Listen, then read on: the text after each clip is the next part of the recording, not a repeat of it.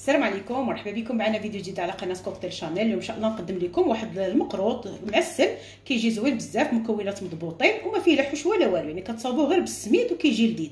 هنا في المكونات عندي 3 ديال الكيسان. الكاس اللي عندكم عبروا به، انا عبرت بهذا الكاس هذا كبر شويه من الكاس ديال العنبه، درت منه 3 الكيسان ديال السميده، كاس اللارب ديال نصو زيت نصو زبده، يعني ما تعمروش حتى الفوق.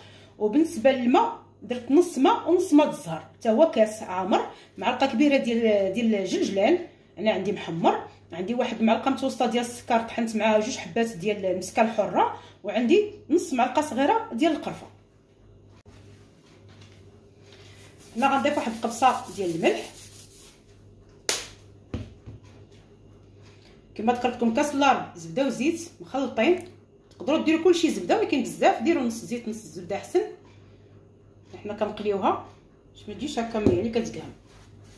غادي نبسس مزيان هاد السميده اللي استعملت سميده رقيقه اللي كنديروا في الحرشه وفي البغرير عاديه.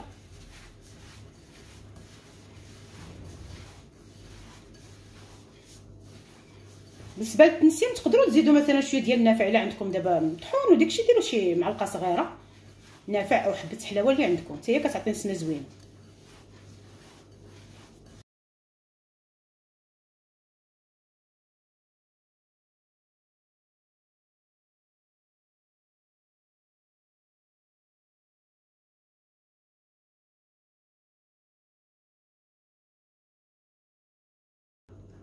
صافي غادي نغطيها وغادي نخليها تقريبا واحد 15 دقيقه ونرجع معكم.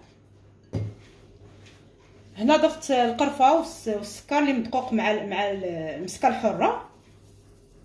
ما تكثروش السكر بزاف، يعني هذا غير معلقه متوسطه هي اللي كطحنوا بها باش ما يمشيوش يتخطفوا لكم في القلي. بالنسبه للجنجلان تقدروا تخليوه هكا يعني طحنوه، او تخليوه بحالي انا هكا حبيبات اللي بغيتو.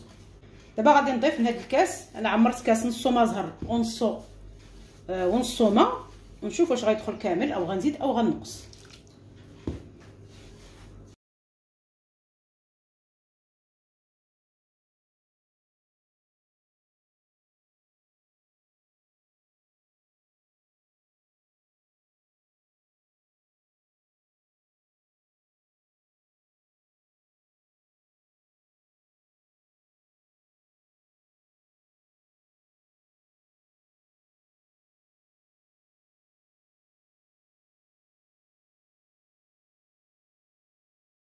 صافي البنات، هنا اكتفيت بكاس، يعني كاس ديال العنبه عامر، نصو ماء ونصو ماء ديال الزهر. هانتوما هذا هو القوام، شويه تكون خفيفه ما تكونش قاصحه بزاف. هنا خديت نص ديال العجين، درتو ما بين 2 ديال الورق الطهي او 2 بلاصيكات اللي عندكم، وكنطلقها.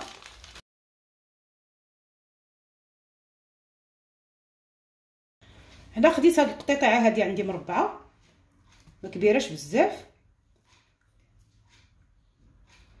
وغنديرهم في هذا الحجم هذا باش ما يجوش كبار. ديروا القطعه اللي عندكم او مريشمات الا عندكم هكا ديال المعمول.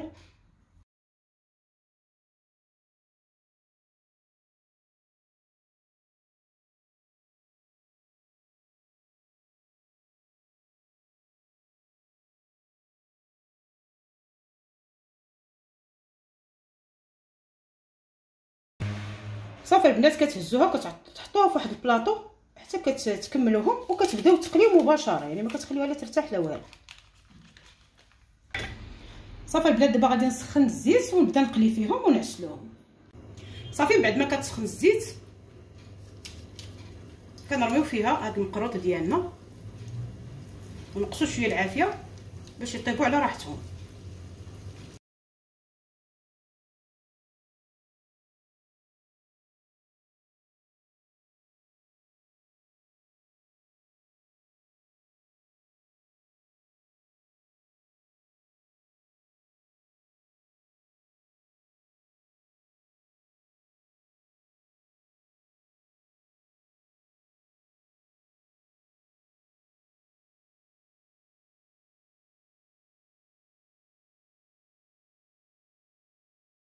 صافي البنات، اللي كتقليوها كديروا فوق منها هكا العسل، يعني كتطفيوها في العسل، واللي ما بغاش العسل بزاف راه غير كيدهنها وصافي. صافي البنات، اللي عسلتها كناخذ شويه ديال الكوك عندي هنا محمر، او الكنافه لا كتشد لكم هكا نتوما حمروها وزينوا بها. اللي عندكم لوز كاوكاو او غير الجلجلان، انا زينت بهذا الكوك محمر كيجي زوين هكا مع السميده.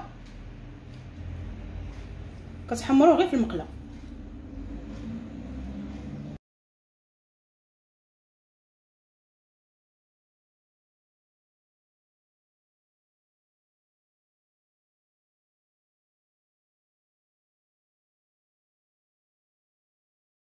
فوالا البنات، كان هذا هو الشكل النهائي ديال الوصفه ديال اليوم. كيجيو بهذا الشكل كما شفتوا، راه ساهلين دغيا كيتحضروا. غنقسم معكم تشوفوا الداخل ديالهم. بالنسبه للعسل البنات، خليهم شي شويه في العسل يتشربوا مزيان عاد ديك الساعه حيدوهم، يعني ما تجيوش وتجمعوهم حتى دوز مثلا واحد وخليوهم في العسل يتشربوا مزيان. ديك الساعه عاد جمعوهم في واحد العلبه. هانتوما راه كيجيو زوينين وهشاش وشاربين العسيله ديالهم. كنتمنى ان شاء الله تجربوهم. نشوفكم ان شاء الله فيديو جديده، مع السلامه.